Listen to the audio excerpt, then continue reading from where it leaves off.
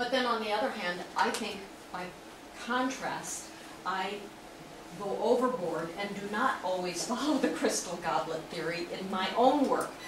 I've played in opposites deliberately so, especially in this kind of work which is called precious. It's over the top. So much has gone into it, all the decoration and embellishment and gold leaf, and on the right-hand side you can see the cover that's carved wood, full of precious stones and gold leaf and jewels. I got all of these stones and silver pieces from my parents who do jewelry. Maybe it comes from my attention to the decorativeness of jewelry wearing that's kind of been bred into me. But I think I was really making an effort to say something else in this work. In the text part on the left side, you see this book that's housed in this magnificent case. Inside are all other kinds of references to precious things that are intangible. Things like spirit and joy and hope. I can't even remember what else. They're all little hidden word messages inside.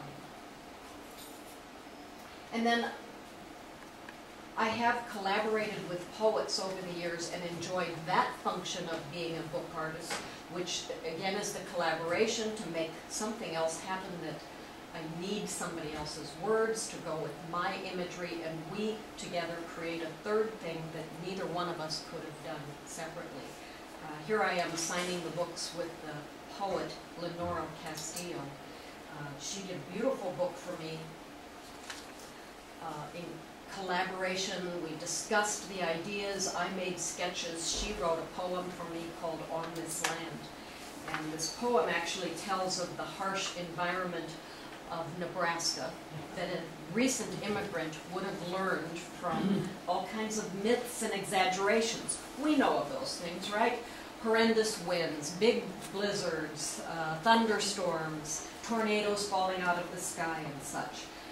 And actually, at the end of the poem, she comes to accept where she's at, her place, through accepting clear water in a glass jar. And I was kind of thinking, here's a recent immigrant talking of this experience, and it's very similar to the experience of immigrants of 100 years ago, which would have been my family's experience. Here I got to work with another author, Hilda Raz. You know, she's a professor at UNL also, and a wonderful poet. She's talking in her poems quite often about the physicality of ourselves as humans. What our breath and sweat and body heat feel like. All of these transient human efforts that we have gone through. And it really marries the physicality of the ink that I was putting on the pages with heavily etched copper plates that made very dimensional kind of embossed inking. Then, now I want to think about the origin and purpose of books and kind of acknowledge that tradition and how it's affected ideas that I have worked at myself. So, of course, we're looking at papyrus, one of the first paper materials that were used. Papyrus really isn't paper because the fiber isn't emaciated and mashed up. It's actually cut into thin slices, as you can see on the right-hand side. But what a beautiful plant. And on the left, you can see in the upper corner where the pieces of this plant are laid out in strips. The bottom section is the sheet of paper after it's dried, the papyrus after those pieces of vegetable have been mashed together under weight and allowed to dry. So they sort of glue themselves with their own plant starches? With their own starches, yes. And I saw this being demonstrated in Egypt, where of course it's their heritage. It's a very important, culturally important for all of us because of that first ability to have a surface to record things on that wasn't stone. This was something that could be very portable. Here's the storage room in the papyrus factory, where you can see all of these scrolls and sheets of paper. So I really think it's very interesting in that it's about this vegetable transformation. And then, so in Egypt, how do they write on parchment? Or Well, they're using it for tourist items items now, of Okay, course. And I would think they still use yeah, for paper like everything, but it's a very special thing. It's given away as gifts. Certainly the tourist trade is everywhere, and they want you to buy papyrus and take it home. But I found it was such a beautiful material, and have seen, this is a really beautiful historical model of that first kind of way to gather these materials together, and the origin of the codex. This very logical and efficient way of gathering all those scrolls so that it's portable. And look at how it opens up with the papyrus inside with the hinges holding it together. So this is a very interesting model that we can use for our students. I might want to use it for a book someday.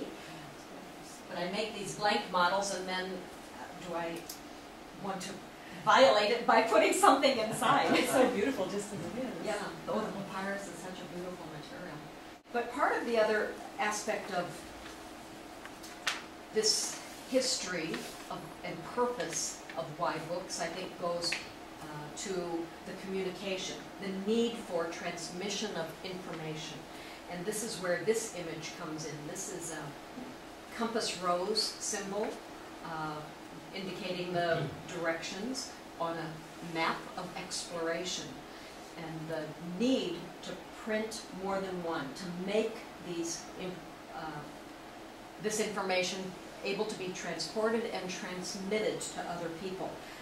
I'm actually impressed with some of the conventions and abstractions that this need for communication has all initiated. To think of these beautiful stylized symbols that start telling without somebody having to describe through words.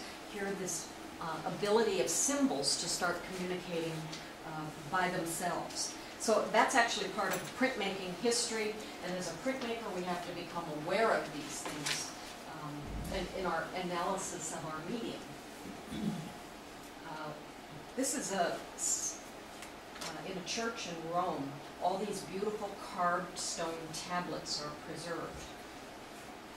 Here's another way of watching how some of the codification of information, of writing, of text came about. And of course it had to be carved in stone in the Roman days.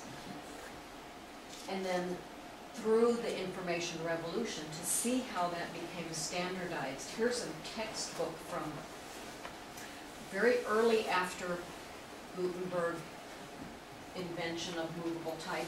That era of bookmaking was called the incunabula. It's the cradle of printmaking. That's what incunabula means, it's cradle.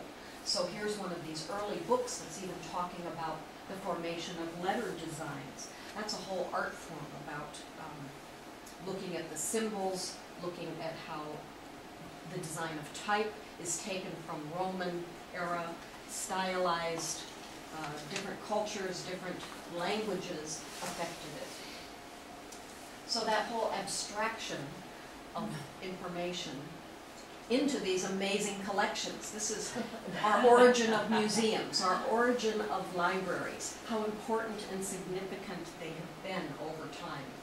And this is such a great print of this exaggerated, but look what you see in the back side, it's the museum with the stuffed animals, and on the other side is the books right there in that important collection. This is a municipal library. I think I saw this one in Italy. So the record collecting over time. Oh, these are the archive. I think they were all made from parchment leather covers. So you have that uniformity of the covers.